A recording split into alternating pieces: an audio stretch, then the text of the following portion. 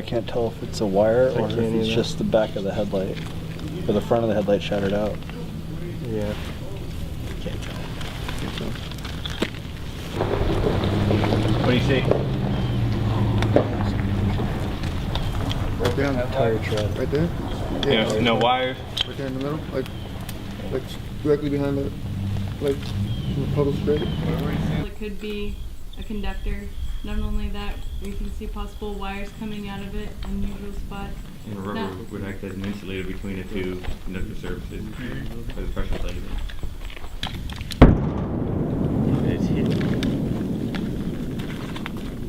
It's definitely unusual, but I don't know. I mean, I don't know what it is. It could just be trash, but I don't see anything coming off of I it. can't see anything else. I see the outline of it. I can't see what else is there. You see that little black box? That's a...